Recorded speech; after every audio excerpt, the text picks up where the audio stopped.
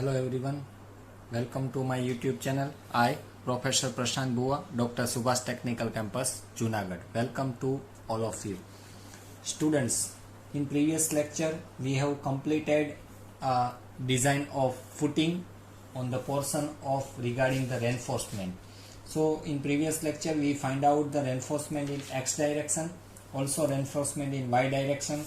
Also we finding out the bending moment. It means for first 4 steps required to design a footing, and this is the portion of G+3 RCC residential building. So in this lecture we'll go for the shear check that may be asked in GTU exam also after completing to finding out the reinforcement in footing.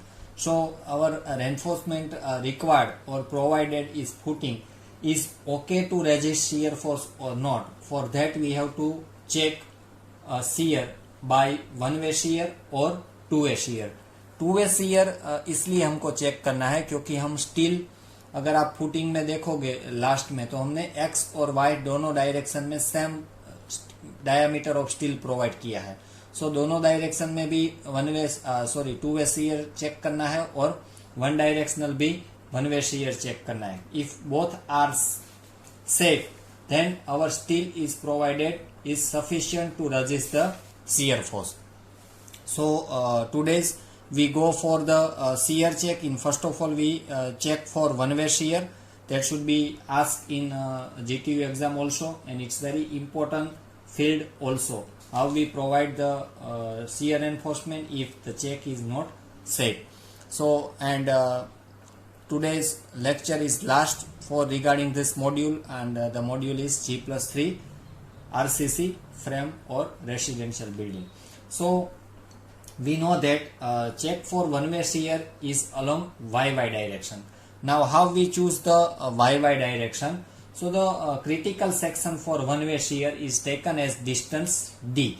So already D from the face of column.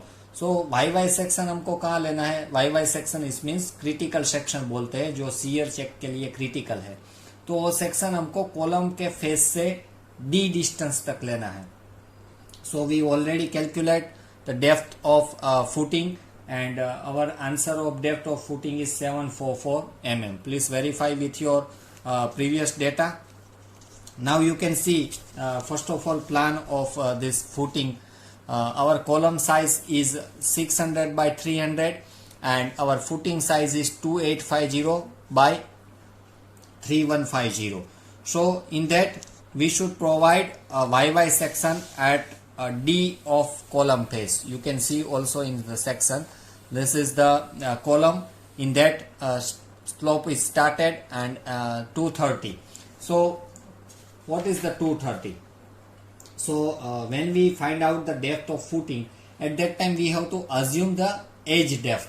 So out of the total depth, the edge depth we have to provide it in a vertical, it means rectangle portion. After that our slope is start. Why? So we maintain this slope, and you can see in this figure beta. So we also maintain this beta, we should provide this edge depth. So जब हमने depth of footing का हमारा fourth step हमने किया था, तब मैंने assume of as depth 230 रखा था. You can also assume near about 200, 230, 250 according to your depth. So हमारी जो ओवरऑल डेप्थ थी D 744, उसमें से 230 हमारा क्या है? Edge strip. तो अभी हमारी स्लोप डेप्थ अगर आप बोलोगे, स्लोप डेप्थ कितनी रहेगी? 570. सो this is the column face. उससे हमको D पे, ये आपको दिखाई दे रहा है रेड के, वो हमारा क्रिटिकल सेक्शन है. It should be go for this plan also, and this is our hatched area that should be affected against one way shear. तो हमको ये चेक यहाँ पे करना है. So I hope you have to understand that critical section you have to taken as a distance D from the face of column at every of example. So this is the face of column, you can see in this figure. So मैंने D744 से critical section लिया है. तो वो जो हमारा slope से लेकर एज स्ट्रिप पर का जो डिस्टेंस बनेगा डेप्थ, उसको बोलेंगे Y डैश, और वहां से बॉटम तक का जो डिस्टेंस डेप्थ बनेगा उसको बोलेंगे डी डैश। तो अभी हमको वाई डैश और डी डैश फाइंड करना है। अगर हम क्रिटिकल सेक्शन के एंड ऑफ फुटिंग की बात करें तो हमारा डिस्टेंस रहेगा 531। कैसे? टोटल अगर कॉलम स्ट्रिप हम बात करें तो हमको लास्ट स्ट्रिप मिल रहा था 1275 जब हमने एज ऑफ फुटिंग फाइंड किया था। कैसे? 315 में से अगर आप 600 डिडक्ट करोगे सो डिवाइड बाय 2 करोगे तो आपको ये डायमेंशन मिलेगा 1275। अगर 1275 में से आप 744 डिडक्ट करोगे तो ये डायमेंशन आपको मिलेगा जो कि हमारा है कॉलम जो हमने क्रिटिकल सेक्शन लिया है वहां से जो हमारा एंड ऑफ फुटिंग है उसका डिस्टेंस 531 मिलेगा। सो अभी हमारे पास अननोन डेटा क्या है? एक तो बी हमको फाइंड करना है beta. We don't about the distance of y dash and we don't about the distance of d dash. So d dash और वाई डैश हमारे लिए इंपॉर्टेंट है। So what we have to done, और यहाँ पे अगर आप प्लान में देखोगे तो बी डैश भी हमारा अननोन है। We don't about the b dash. B dash क्या है? जो हमारा स्लोप से लेकर ये स्लोप कर जो हमारी क्रिटिकल सेक्शन टच हो रही है उसका विड्थ अगर हमको फाइंड करना है तो क्या बोलते हैं? B dash, width of column, and D dash is a depth of column for critical section. So आपको first of all you have to draw this figure. उसमें आपको प्लान ड्रॉ करना है, सेक्शन ड्रॉ करना है, सेक्शन से D distance पे आपको क्रिटिकल सेक्शन फाइंड करना है, और ये सभी जो अननोन डायमेंशन है वो first of all we have to find out. So we go forward the check for one way shear. So पहले वाई डैश फाइंड करना है तो क्या करेंगे? Y dash divide by 531 is equal to 570 divide by 1275। Simple दोनों ratio मैंने लिया है। अगर आप यहाँ पे फिर से सेक्शन देखोगे 570 जब डेप्थ है हमारी तब विड्थ कितनी मिलती है? 1275। सो 570 डिवाइड बाय 1275 एक डेप्थ वर्सेस विड्थ का रेशियो होगा। सो यहाँ पे डेप्थ वर्सेस विड्थ का रेशियो देखोगे तो वाई डैश डिवाइड बाय क्या आएगा? 531। सो दो रेशियो मैंने लिया है, एक वाई डैश डिवाइड बाय 531 और 570 डिवाइड बाय 1275। तो इसमें से हमको क्या मिलेगा? Y dash. अगर आप ये सोल्व करोगे तो आपका वाई डैश आएगा 237.38। So now we know the Y dash. So अभी हमको डी डैश फाइंड करना है। तो D dash is equal to Y dash plus 230 minus 50 minus 6। ये क्या है? सो अगर आप फिगर में देखोगे तो वाई डैश हमको मिल गया, अभी हमको डी डैश फाइंड करना है। सो वाई डैश प्लस 230 हमारा एज स्ट्रिप है तो टोटल डी डैश मिल जाएगा, मगर उसमें से कवर और हाफ डायामीटर जो के है वो हमको डिडक्ट करना पड़ेगा तो हमको इफेक्टिव डेप्थ डी डैश मिलेगा। सो हमारा डायामीटर हमने प्रोवाइड किया था 12 mm का, उसका हाफ आएगा 6 और फुटिंग के लिए कवर रहेगा हमारा 50। सो इसलिए डी डैश हमको मिल जाएगा। तो वाई डैश की वैल्यू 237.38, और अगर आप ये सोल्व करोगे तो आपको डायरेक्ट डी डैश मिल जाएगा, और डी डैश हमारा है 41138। Same way we can find out b dash also, width of footing. So width of column, और उसमें क्या ऐड करना है? प्लस 2d, क्योंकि हमने क्रिटिकल सेक्शन डी तक लिया है डेप्थ ऑफ कॉलम के लिए। तो 2 टाइम्स अगर हम critical section width of column में ऐड करेंगे तो हमको बी डैश मिल जाएगा। सो 300 प्लस 2 इंटू 744। सो हमको बी डैश मिलेगा 1788 mm। फिर से अगर आप फिगर देखोगे तो आपको पता चल जाएगा बी डैश जो हमारा है विड्थ ऑफ फुटिंग है। सो ये 300 है, उसमें से ये फेस से एक डी हम ऐड करेंगे और ये फेस से एक और डी ऐड करेंगे, क्योंकि हमारा क्रिटिकल सेक्शन है। तो दोनों डी आप ऐड करोगे विड्थ ऑफ कॉलम में तो जो डायमेंशन मिलेगा वो क्या मिलेगा? B dash. So B dash भी हमने फाइंड किया है। Next we find out V U. V U it means shear force at critical section. Now अभी हमको फाइंड करना है shear force at critical section, और उसको बोलते हैं V U. So V U it means P multiply by hatched area. तो hatched area हमने फिगर में ड्रॉ किया है multiply by P. So net upward pressure भी हमने फाइंड किया था, 259 आ रहा था। और हेचेड एरिया अगर हमको फाइंड करना है तो कैसे मिलेगा, 285 मल्टीप्लाई बाय 0.531। कैसे, मैं अगेन फिगर में आपको दिखा देता हूँ। ये हमारा हेचेड एरिया है, तो विड्थ है हमारी 285 और ये जो डायमेंशन है वो कितना है 531। 1275 में से डी का हम डिडक्ट करें तो 531, उसको मीटर में मैं यहाँ पे लिखता हूँ तो 0.531 मिलेगा। So finally you find out VU 391.95 kilo newton is nothing but shear force at critical section. So kilo newton में आएगा। Now we find out MU। So MU is nothing but bending moment at critical section. So WL²/2 UDL के लिए तो W हमारा है 738.15 multiply by 0.531 divide by 2। So W हमको मिल रहा था 738.15 multiply by 0.531। So we find out the moment for critical section. अगर आप ये सोल्व करोगे तो उसका आंसर आएगा 140.6 kilo newton into metre. So this is our MU। Now we find out beta. So 10 beta is equal to 570 divide by 1275। Again अगर आप figure में देखोगे तो आपको पता चल जाएगा 570 डिवाइड बाय 1275। 10 बीटा आप करोगे तो आपको बीटा की वैल्यू मिल जाएगी और वो आएगी 0.447। Now we find out tau we.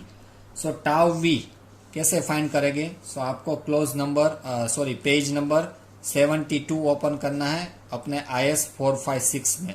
वहां पे टाउ वी का एक इक्वेशन है, tau v is equal to VU minus MU upon D dash divide by 10 beta upon B dash by D dash. तो सभी वैल्यू हमारे पास है, just you have to put it the value. VU हमारा है 391.95, MU हमारा है 104.06 divide by D dash हमारा है 0.411, मीटर में हमको लिखना है 0.447। 10 बीटा की वैल्यू है इंटू 10⁻³ सभी न्यूटन अपॉन mm में ही लिखेंगे। सो B डैश हमारा है 1788, B डैश हमने फाइंड किया था, और D डैश हमारा है 411.38 mm में लिखेंगे। सो हमको आंसर मिलेगा 0.38 न्यूटन पर mm²। ये क्या है, शियर का स्ट्रेस हमने फाइंड किया है टाउ V। टाउ V हमको मिल गया। Then we find out the PT। अभी हमको फाइंड करना है PT। सो PT के लिए 100 मल्टीप्लाई बाय जो प्रोवाइडेड स्टील था वो, क्योंकि हमने PT फाइंड किया था तब स्टील हमने ज्यादा प्रोवाइड किया था, प्रोवाइडेड AST वो आ रहा था 275। सो उसके ऊपर से हम नया PT फाइंड करें with respect to B and D dash 411.38 जो हमारा हेचेड एरिया है उसमें। सो उसका हम PT फाइंड करेंगे तो आ रहा है 0.369%। तो now we find out tau C। So ये PT जो हमारा है हेचेड एरिया में, आप टाउ C के लिए टेबल 19 ओपन करोगे पेज नंबर 73 IS 456 में। सो टाउ C का टेबल है, उसके लिए PT की वैल्यू जरूर है। तो PT हमारा है 0.339, तो आप टाउ C देखोगे तो आ रहा है 0.42 न्यूटन पर mm²।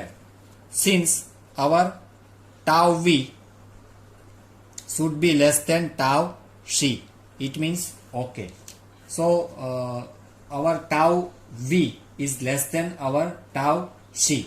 So हमारा check for one way shear यहाँ पे क्या है, ओके है। सिमिलरली वन वे शियर में भी check along x direction also, ये हमने चेक किया along y direction. Similarly x direction में भी हम सेम प्रोसीजर कर रहे हैं। So this is the simple procedure to finding out the check for one way shear. So अगर आपका टाउ V टाउ C से ज्यादा आ रहा है, it means what, you have to required a steel arrangement change. So आपका steel वहां पे हेवियर होता है, so you must be change your steel. to satisfy this one-way shear criteria. Now we go for the two-way shear. Check for two-way shear. I hope you have to understanding the one-way shear. This is very simple step. Just you have to find out y dash and b dash. Now next we find out check for two-way shear. सो उसके लिए section हमको लेना है. सो two way share की अगर हम बात करेंगे, सो हमारा dx और dy में दोनों की डेप्थ अलग है, इसलिए हमने एवरेज डेप्थ फाइंड किया था. एवरेज डेप्थ अगर आप देखोगे तो एवरेज डेप्थ हमको मिला था C738, क्योंकि x डायरेक्शन में भी डेप्थ अलग है और y में भी डेप्थ अलग है. सो जब हमने वन वे शेयर फाइंड किया तब अलोंग y फाइंड किया था, that's why we have to take dy. यहाँ पे हमको टू वे शेयर फाइंड करना है, मीन्स बोथ द डायरेक्शन में. सो कौन सी डेप्थ ले? So we go forward the average depth. So for two-way critical section is taken as distance d/2 from the face of column. यहाँ पे क्या करना है, जो हमको क्रिटिकल सेक्शन लेना है वो कहाँ से लेना है? कॉलम फेस से d/2. वहां पे हमने d लिया था, distance d from the face. यहाँ पे लेना है d/2 फ्रॉम द फेस. सो अगर हमारा एवरेज डेप्थ बाय 2 करते हैं तो हमको सेक्शन लेना है 369 mm. सो मैं फिर से टू वे की यहाँ पे फिगर नहीं ड्रॉ कर रहा हूँ, यही फिगर आएगी. उसमें क्या चेंज आएगा? डी हमारा जो है वो 744 के हिसाब से 744 अभी नहीं आएगा, हमारा d/2 यहाँ पे आएगा, तो वो आ रहा था 639. सो अगर आप ये 369 करोगे तो ये वैल्यू यहाँ पे चेंज हो जाएगी. 531 के जगह पे क्या आएगा? 906 1275 में. तो सभी वैल्यू फिर से हमको फाइंड करनी है और दोनों डायरेक्शन में लेना है. सो हेचेड एरिया दोनों डायरेक्शन में आएगा. अगर आप प्लान की बात कर रहे हो तो दोनों डायरेक्शन में हेचेड एरिया आएगा. यहाँ पे एक स्ट्रिप जो ओपन रहेगा, इसके लिए हमको टू वे शेयर फाइंड करना है. सो डी हमारा आया 369. Now same we procedure find out y dash by 906 sorry divide by 570 divide by 1275. वही रेशियो लेना है जो हमने वन वे शेयर में लिया था. According to that we find out y dash.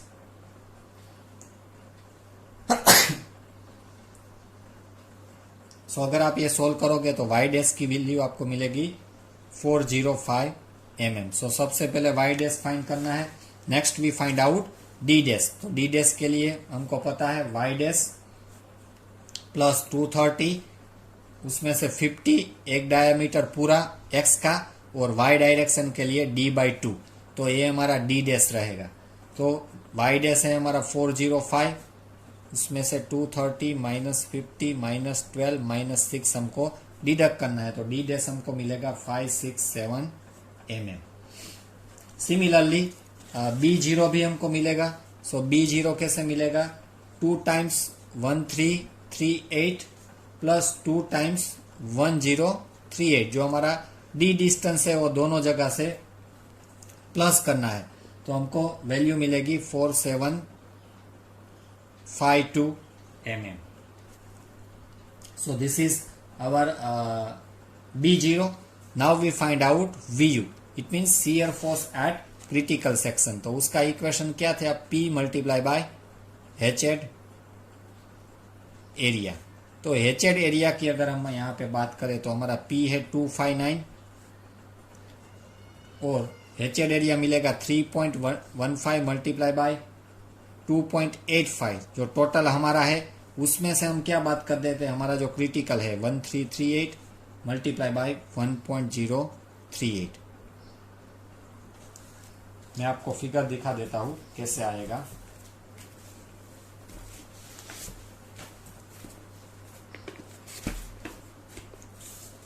ये हमारा है, अगर आपको दिखाई देता है, ये हमारा है सेक्शन.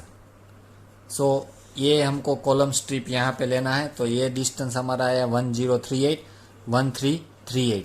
तो टू वे डायरेक्शन में हम चारों तरफ से हमको d कॉलम की फेस से d/2 करना है, तो ये हमारा हेचेड एरिया है. तो पूरा जो कॉलम का फुटिंग है उसमें से हमको ये जो डायमेंशन हमारा है हैचेड एरिया का वो डिडक्ट करना है, तो इतना हमको एरिया मिल जाएगा. Like this we find out the area of for the two way shear. So ये हमको हैचेड एरिया मिल गया मल्टीप्लाई बाय पी, तो हमको शियर फोर्स मिलेगा 1965.46 किलो न्यूटन. शियर फोर्स मिलने के बाद हम क्या फाइंड करेंगे, टाउ वी. तो टू वे के लिए टाउ वी का इक्वेशन आएगा VU upon D0 into D dash. To way shear के लिए टाउ वी का इक्वेशन चेंज होगा.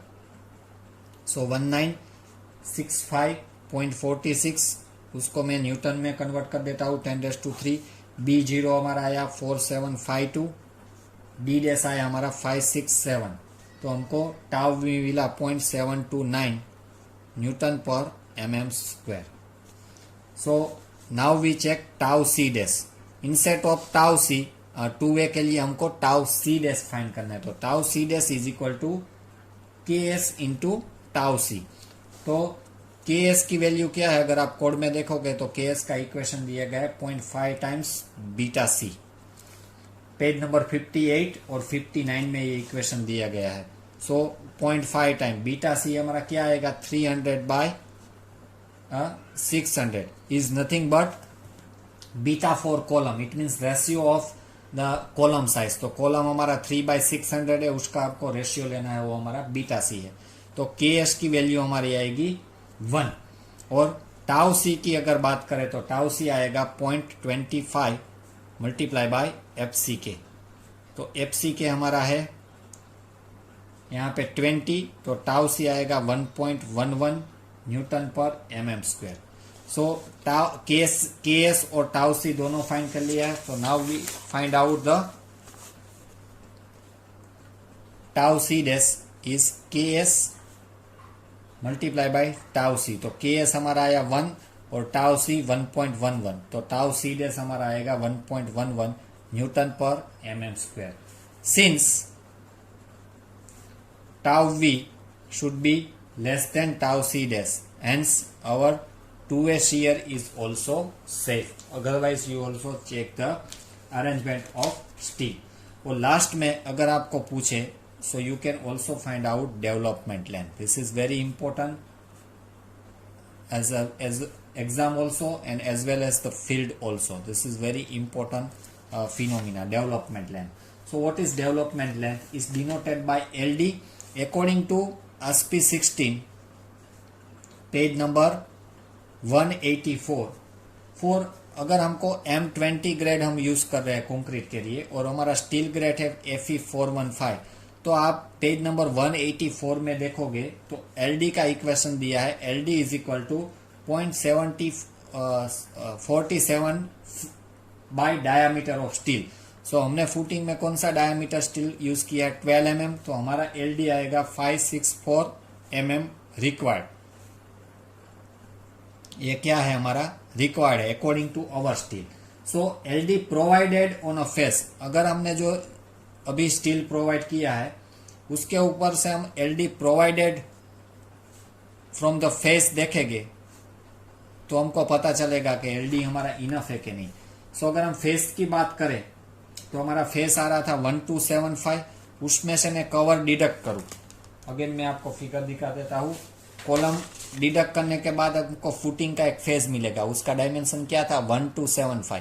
इसमें से मैं साइड कवर निकाल देता हूं तो हमारी डेवलपमेंट लेंथ प्रोवाइडेड कितनी है फेस पे, अगर आप ये 50 यहाँ से निकाल दे तो आ रहा था 1205 mm और रिक्वायरमेंट कितनी है 564 mm.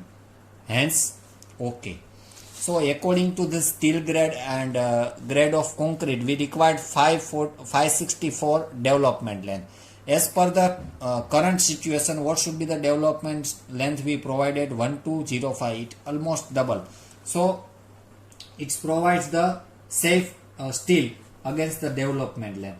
Otherwise क्या रहेगा, अगर आपका ये dimension match नहीं होगा तो due to development length, it may be create the falls in a concrete, and at that splash, it may be crack generated due to this development line. सो जो हमारा स्टील है उसको डेवलप करने के लिए वहां पे स्पेस चाहिए. अगर द थर्मल एक्सपेंशन और कोई भी रिएक्शन कॉन्क्रीट के साथ वहां पे होता है तो स्पेस इसके लिए वहां पे प्रोवाइड करना बहुत जरूरी है. So this all about the design of footing. So previous lecture जो था उसमें मैंने 4 स्टेप कंप्लीट किया है और today's in this lecture we have to completed all the 3 check, 1 way shear check, 2 way shear check and development line. ये तीनों step compulsory नहीं है आपके एग्जाम पॉइंट ऑफ व्यू. जो भी आपको चेक करने को बोला है वही चेक करना है. इधर we go for the 1 way shear अगर आपको पूछा है तो, अदरवाइज 2 वे शियर अगर पूछा है तो वो करना है. So this all about the footing. यहाँ पे हम G+3 का जो मॉड्यूल है वो पूरा होता है. Next lectures onward we will start a new module. Thank you student for watching this video.